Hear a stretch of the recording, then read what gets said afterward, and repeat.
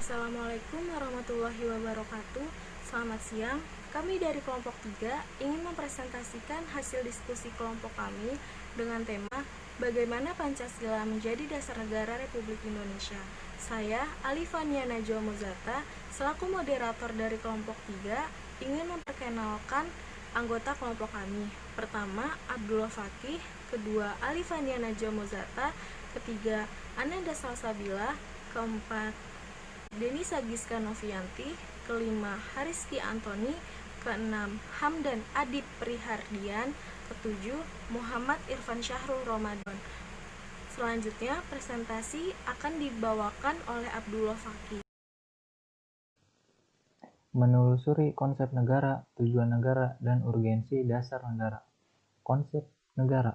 Menurut Diponolo, negara adalah suatu organisasi kekuasaan yang berdaulat, yang dengan tata pemerintahan melaksanakan tata tertib atas suatu umat di suatu daerah tertentu. Definisi negara menurut para ahli Aristoteles ialah persekutuan daripada keluarga dan desa guna memperoleh hidup yang sebaik-baiknya. Jan Bodin, negara itu adalah suatu persekutuan daripada keluarga-keluarga dengan segala kepentingannya yang dipimpin oleh akal dari suatu kuasa yang berdaulat. Hugo de Groot atau Grotius, negara merupakan suatu persekutuan yang sempurna daripada orang-orang yang merdeka untuk memperoleh perlindungan hukum. Diponolo menyimpulkan 3 unsur konstitutif yang menjadi syarat mutlak bagi adanya negara, yaitu A. Unsur tempat, daerah atau wilayah. B. Unsur manusia, masyarakat, rakyat, atau bangsa. C. Unsur organisasi, tata kerjasama atau tata pemerintahan. Ada juga unsur deklaratif, dalam hal ini pengakuan dari negara lain. Berbicara tentang negara dari perspektif tata negara paling tidak dapat dilihat dari 2 pendekatan, yaitu A. Negara dalam keadaan diam, yang fokus pengkajiannya terutama kepada bentuk dan struktur organisasi negara. B. Negara dalam keadaan bergerak, yang fokus pengkajiannya terutama kepada mekanisme penyelenggaraan lembaga-lembaga negara, baik di pusat maupun di daerah. Bentuk negara, sistem pemerintahan, dan tujuan negara seperti apa yang ingin diwujudkan, serta bagaimana jalan atau cara mewujudkan tujuan negara tersebut akan ditentukan oleh dasar negara yang dianut oleh negara yang bersangkutan. Dengan kata lain, dasar negara akan menentukan bentuk negara, bentuk dan sistem pemerintahan, dan tujuan negara yang ingin dicapai, serta jalan apa yang ditempuh untuk mewujudkan tujuan suatu negara. Konsekuensi Pancasila sebagai dasar negara bagi negara Republik Indonesia, yaitu negara Indonesia merupakan negara kesatuan yang berbentuk republik terdapat di dalam pasal 1 Undang-Undang Dasar Negara Republik Indonesia tahun 1945. Pasal tersebut menjelaskan hubungan Pancasila, tepatnya sila ketiga, dengan bentuk negara yang dianut oleh Indonesia, yaitu negara kesatuan bukan negara serikat.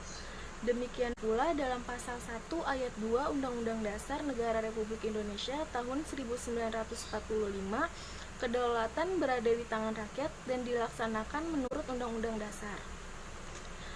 Pada pasal 1 ayat 3 Undang-Undang Dasar Negara Republik Indonesia tahun 1945 ditegaskan bahwa negara Indonesia adalah negara hukum. Prinsip tersebut mencerminkan bahwa negara Indonesia sejalan dengan sila kedua Pancasila. Hal tersebut ditegaskan oleh Atmorjo 2009/25 bahwa konsep negara hukum Indonesia merupakan perpaduan 3 unsur, yaitu Pancasila, hukum nasional, dan tujuan negara. Maka dapat ditarik kesimpulan bahwa terdapat satu prinsip penting yang dianut, yaitu Indonesia mengadopsi konsep negara modern yang ideal sebagaimana dikemukakan oleh Charles Katnit, yaitu Democracy, Rechtsstaat, Wahjono dalam Usman dan Alfian tahun 1993/100. Yang kedua, menelusuri konsep tujuan negara.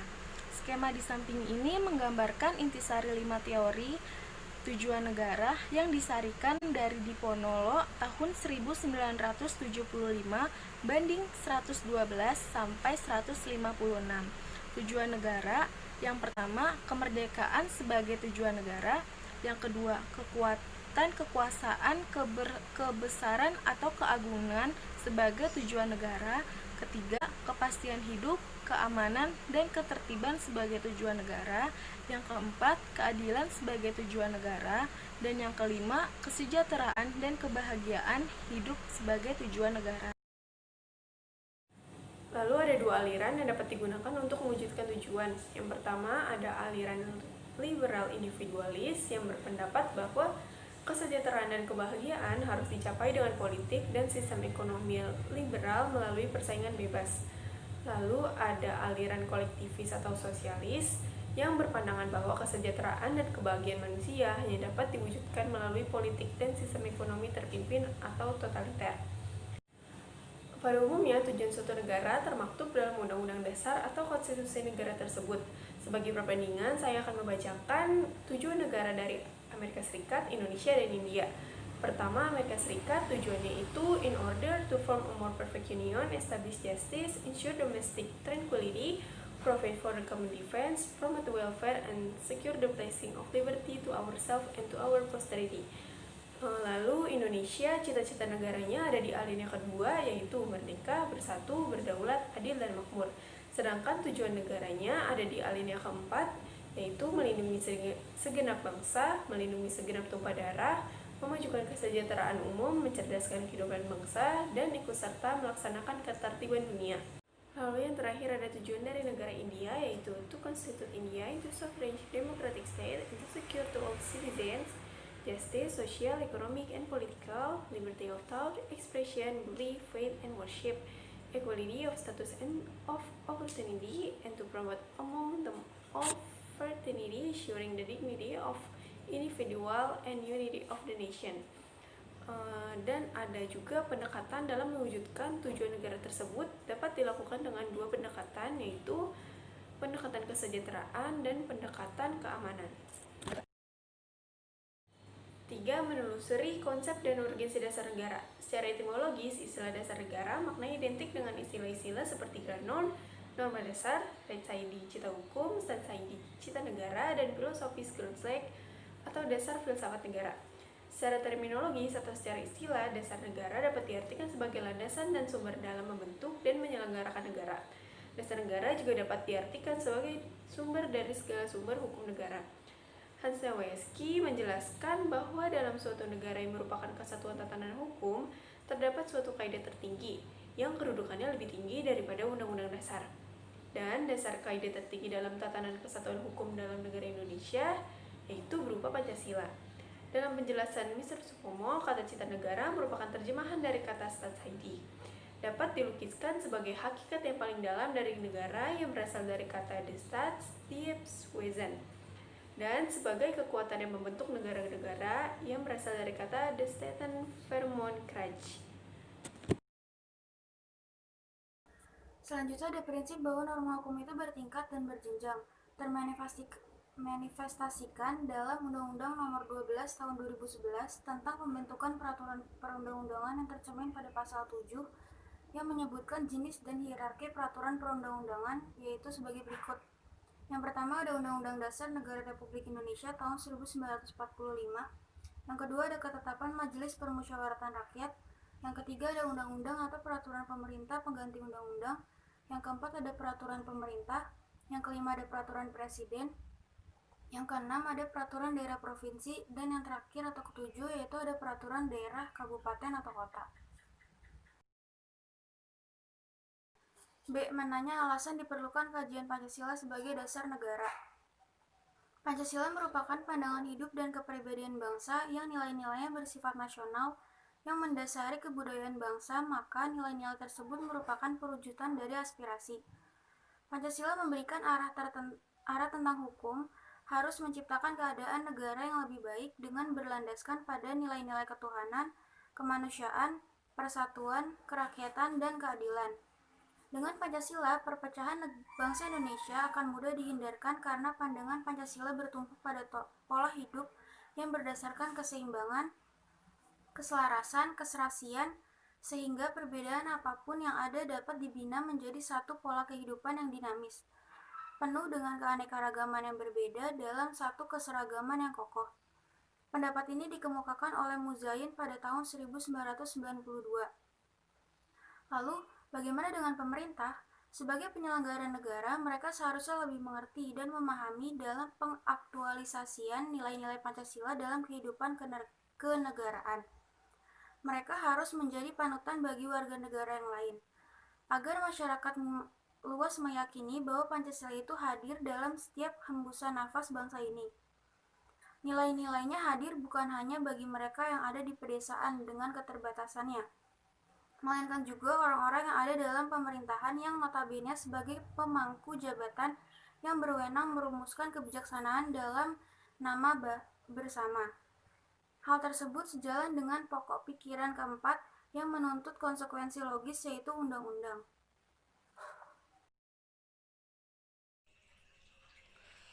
Bagian yang C. Menggali sumber yuridis, historis, sosiologis, dan politis tentang Pancasila sebagai dasar negara. Yang pertama, sumber yuridis Pancasila sebagai dasar negara. Sumber yuridis merupakan dasar negara Republik Indonesia sebagaimana terdapat pada pembukaan Undang-Undang 1945 yang menyatakan sebagai payung hukum. Pancasila perlu diaktualisasikan agar dalam praktik berdemokrasinya tidak kehilangan arah dan dapat meredam konflik yang tidak produktif. Peneguhan Pancasila sebagai dasar negara terdapat pada pembukaan dan di dalam ketetapan MPR nomor 18 MPR 1998 tentang pencabutan ketetapan MPR nomor 2 MPR 1978 tentang pedoman penghayatan dan pengamalan Pancasila dan ketetapan tentang penegasan Pancasila sebagai dasar negara. Meskipun status ketetapan MPR tersebut saat ini sudah masuk dalam kategori ketetapan MPR yang tidak perlu dilakukan tindakan hukum lebih lanjut, baik karena sifat final telah dicabut maupun telah dilaksanakan dan ditegaskan dalam Undang-Undang Nomor 12 Tahun 2011 tentang pembukaan perundang-undangan bahwa Pancasila merupakan sumber dari segala sumber hukum negara. Pancasila ditempatkan sebagai dasar dan ideologi negara serta sekaligus dasar filosofis bagi bangsa dan negara. Dan sehingga setiap materi muatan peraturan perundang-undangan tidak boleh bertentangan dengan nilai-nilai yang terkandung dalam Pancasila. Yang kedua, sumber historis Pancasila sebagai dasar negara. Pancasila sebagai dasar negara dibentuk setelah menyerap berbagai pandangan yang berkembang secara demokratis dari para anggota BPUPKI dan anggota PPKI. Pancasila dijadikan sebagai dasar negara saat ditetapkannya pembukaan Undang-Undang 1945 pada 8 Agustus 1945. Awalnya pembukaan direncanakan pada tanggal 22 Juni 1945 yang terkenal dengan Piagam Jakarta. Tetapi Pancasila telah lebih dahulu diusulkan sebagai dasar filsafat negara Indonesia merdeka yang akan didirikan, yaitu pada tanggal 1 Juni 1945 dalam rapat BPUPKI. Mahfud menyatakan bahwa berdasarkan penjelasan historis diketahui bahwa Pancasila yang berlaku sekarang merupakan hasil karya bersama dari berbagai aliran politik yang ada di BPUPKI yang kemudian disempurnakan dan disahkan oleh PPKI pada saat negara didirikan. Yang ketiga, sumber sosiologis Pancasila sebagai dasar negara. Pokok moralitas dan haluan kebangsaan negara menurut Pancasila sebagai berikut. Yang pertama, nilai-nilai ketuhanan sebagai sumber etika dan spiritualitas dianggap penting sebagai fundamental etika kehidupan bernegara. Yang kedua, nilai kemanusiaan universal yang bersumber dari hukum Tuhan, hukum alam, dan sifat-sifat sosial bersifat horizontal yang dianggap penting sebagai fundamental etika politik kehidupan bernegara. Dan yang ketiga, nilai-nilai etis kemanusiaan yang harus mengakar kuat dan pergaulan dunia kebangsaan yang lebih dekat sebelum menjangkau pergaulan dunia yang lebih jauh. Yang keempat, nilai ketuhanan, nilai kemanusiaan, dan nilai serta cita-cita kebangsaan itu dalam aktualisasi harus menjunjung tinggi kedaulatan rakyat yang dipimpin oleh hikmat kebijaksanaan. Yang kelima, nilai ketuhanan, nilai kemanusiaan, nilai dan cita bangsa serta demokrasi permusyawaratan itu memperoleh arti sejauh dalam mewujudkan keadilan sosial. Yang keempat, sumber politis Pancasila sebagai dasar negara. Dalam pasal 1 ayat 2 dan di dalam pasal 36A JO pasal 1 ayat 2 Undang-Undang 1945 terkandung makna bahwa Pancasila menjadi azas dalam sistem demokrasi konstitusional, sehingga Pancasila menjadi landasan etik dalam kehidupan politik bangsa Indonesia. Pancasila merupakan norma hukum dan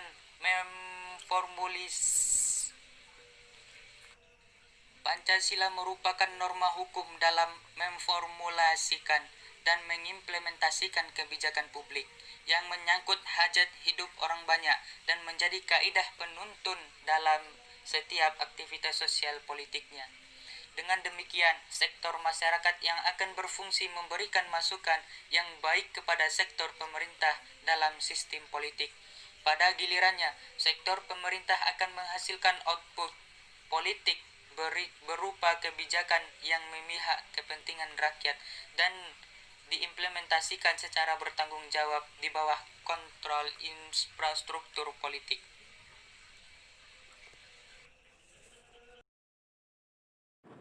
Yang keempat, sumber politis Pancasila sebagai dasar negara. Dalam pasal 1 ayat 2 dan di dalam pasal 36A JO pasal 1 ayat 2 Undang-Undang 1945 terkandung makna bahwa Pancasila menjadi asas dalam sistem demokrasi konstitusional, sehingga Pancasila menjadi landasan etik dalam kehidupan politik bangsa Indonesia. Pancasila merupakan norma hukum dalam memformulasikan dan mengimplementasikan kebijakan publik yang menyangkut hajat hidup orang banyak dan menjadi kaidah penuntun dalam setiap aktivitas sosial politiknya. Dengan demikian, sektor masyarakat akan berfungsi memberikan masukan yang baik kepada sektor pemerintah dalam sistem politik. Pada gilirannya, sektor pemerintah akan menghasilkan output politik berupa kebijakan yang memihak kepentingan rakyat dan diimplementasikan secara bertanggung jawab di bawah kontrol infrastruktur politik. Yang selanjutnya, bagaimana cara kita membangun argumen tentang dinamika dan tantangan Pancasila sebagai dasar negara. Yang pertama, argumen tentang dinamika Pancasila. Pancasila sebagai dasar negara lahir dan berkembang melalui suatu proses yang cukup panjang. 1 Juni 1945, barulah Pancasila disuarakan menjadi dasar negara yang diresmikan pada 18 Agustus 1945. Dengan dimasukkannya sila-sila Pancasila dalam pembukaan Undang-Undang Dasar 1945. Pada saat berdirinya Negara Republik Indonesia yang ditandai dengan dibacakannya teks proklamasi pada 17 Agustus 1945, bangsa Indonesia sepakat pengaturan kehidupan bermasyarakat, berbangsa, dan bernegara berlandaskan Pancasila dan Undang-Undang 1945. Namun sejak November 1945 sampai menjelang ditetapkannya Dekret Presiden pada 5 Juli 1959, pemerintah Indonesia mempraktikkan sistem demokrasi liberal. Nah, yang kedua, argumen tentang tantangan terhadap Pancasila. Yang A, dilihat dari kehidupan masyarakat, terjadi kegamangan dalam kehidupan bernegara dalam era reformasi ini. Karena perubahan sistem pemerintahan yang begitu cepat, akibatnya sering ditemukan perilaku anarkisme yang dilakukan oleh elemen masyarakat terhadap fasilitas publik dan aset milik masyarakat lainnya, yang dipandang tidak cocok dengan paham yang dianutnya. Yang B, dalam bidang pemerintahan, banyak muncul di ranah publik aparatur pemerintahan, baik sipil maupun militer, yang kurang mencerminkan jiwa kenegarawanan. Terdapat fenomena perilaku aparatur yang aji mumpung atau mementingkan kepentingan kelompoknya saja. Mendeskripsikan esensi dan urgensi Pancasila sebagai dasar negara. Esensi Pancasila sebagai dasar negara yaitu 1. Toleransi umat beragama, 2. Pelaksanaan HAM, 3. Mendahulukan kepentingan bangsa daripada kepentingan pribadi atau kelompok. Yang keempat, musyawarah. 5. Memperkaya diri dengan keadilan. Urgensi Pancasila sebagai dasar negara yaitu membentuk negara bersumber Pancasila, pemerintah menerapkan nilai-nilai Pancasila, partisipasi aktif seluruh warga negara dalam proses pembangunan dalam berbagai bidang, dan yang terakhir, kehidupan bangsa dijiwai oleh nilai-nilai Pancasila. Penerapan esensi Pancasila sebagai berikut. 1. Sila ketuhanan yang Maha Esa diwujudkan dalam bentuk semangat toleransi antar umat beragama. 2. Sila kemanusiaan yang adil dan beradab diwujudkan penghargaan terhadap pelaksanaan hak asasi manusia atau HAM di Indonesia.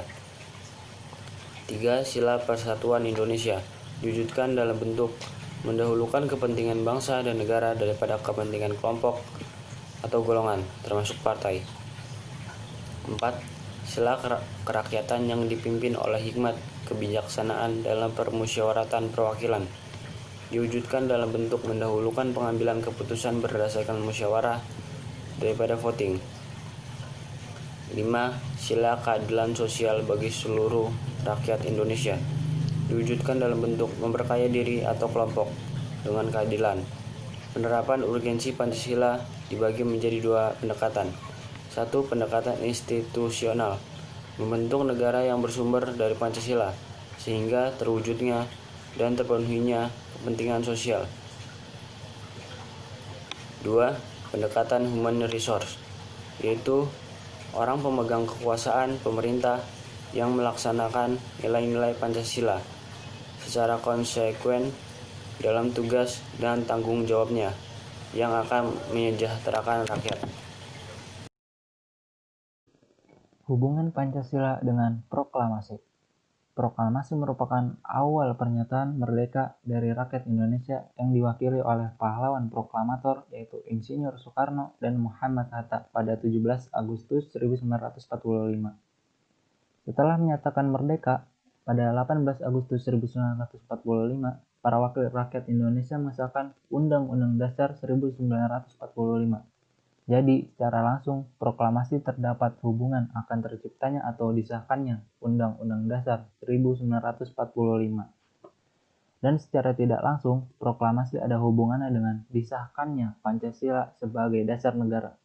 Karena pada pembukaan Undang-Undang Dasar 1945, alinea 4 terdapat isi teks Pancasila. Jadi kesimpulannya, hubungan Pancasila dengan proklamasi adalah Pancasila sebagai tonggak dasar dari peristiwa proklamasi kemerdekaan Indonesia. Dan Pancasila sebagai penjelasan dari dilaksanakannya proklamasi, sebagai penegasan atas peristiwa proklamasi, serta sebagai penanggung jawab atas terjadinya peristiwa proklamasi.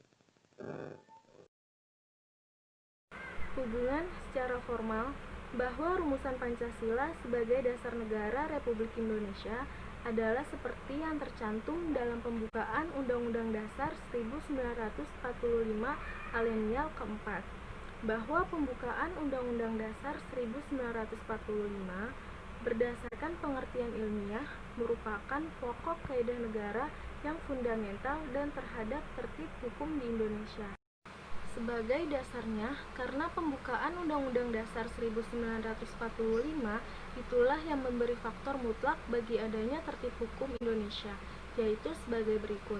Pertama, bahwa dengan demikian pembukaan Undang-Undang Dasar 1945 berkedudukan dan berfungsi selain sebagai mukadimah dan Undang-Undang Dasar 1945 dalam kesatuan yang tidak dapat dipisahkan, juga berkedudukan sebagai suatu yang bereksistensi sendiri, yang hakikat kedudukan hukumnya berbeda dengan pasal-pasalnya. Kedua, bahwa Pancasila dengan demikian dapat disimpulkan mempunyai hakikat sifat, kedudukan, dan fungsi sebagai pokok kaidah negara yang fundamental, yang menjelmakan dirinya sebagai dasar Kelangsungan Hidup Negara Republik Indonesia yang diproklamasikan tanggal 17 Agustus 1945.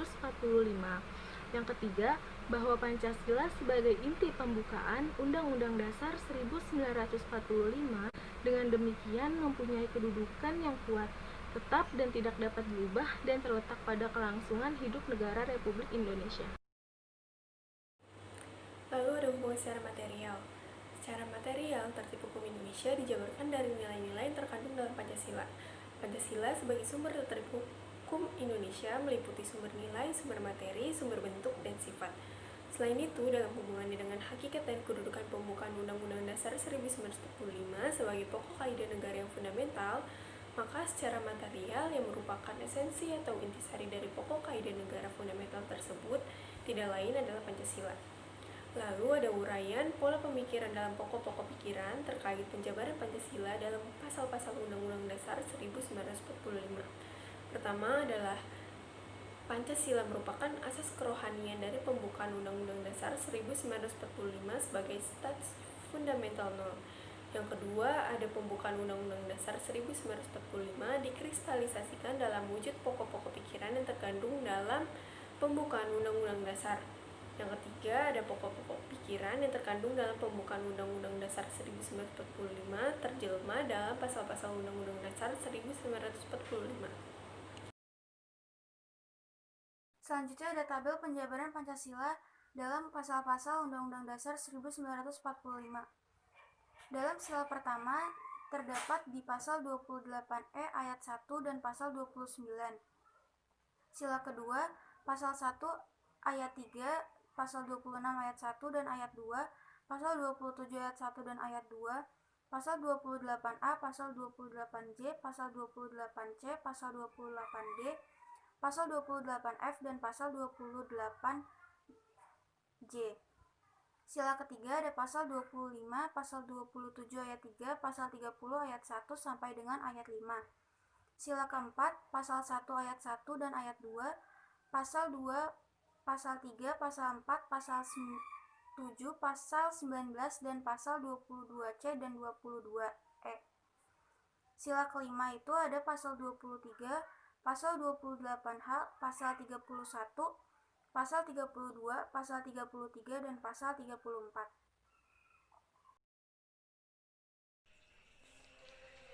Yang kelima, implementasi Pancasila dalam perumusan kebijakan. Yang pertama ada di bidang politik. Dibuat berbagai macam bentuk pasal yang akan mengatur kebijakan negara terhadap kehidupan politik. Terdapat pada pasal 26 ayat 1 yang mengatur tentang orang yang menjadi warga negara Republik Indonesia.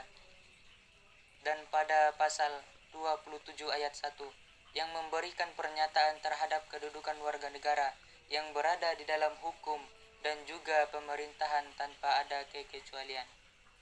Yang kedua ada di bidang ekonomi. Dibuat berbagai macam bentuk pasal yang akan mengatur kebijakan negara terhadap kehidupan ekonomi. Terdapat pada pasal 27 ayat 1 yang berbunyi, tiap warga negara berhak atas pekerjaan dan penghidupan yang layak bagi kemanusiaan. Pada pasal 33 ayat 1 yang berbunyi, disusun sebagai usaha bersama berdasar atas azas kekeluargaan. Pada pasal 34 ayat 1 yang berbunyi, fakir miskin dan anak-anak yang terlantar dipelihara oleh negara. Yang ketiga ada bidang sosial budaya. Dibuat berbagai macam bentuk pasal yang akan mengatur kebijakan negara terhadap kehidupan sosial budaya. Pada pasal 31 ayat 1 yang berbunyi, setiap warga negara untuk berhak mendapatkan pendidikan. Ketentuan ini menegaskan bahwa mendapatkan pendidikan adalah hak azazi manusia. Pada pasal 32 ayat 2 yang berbunyi, negara memajukan kebudayaan nasional Indonesia di tengah peradaban dunia. Yang terakhir di bidang hankam. Dibuat berbagai macam bentuk pasal yang akan mengatur kebijakan negara. Terdapat kehidupan pertahanan dan keamanan. Terdapat pada pasal 27 ayat 3 yang berbunyi, setiap warga negara berhak dan wajib ikut serta dalam upaya pembelaan negara.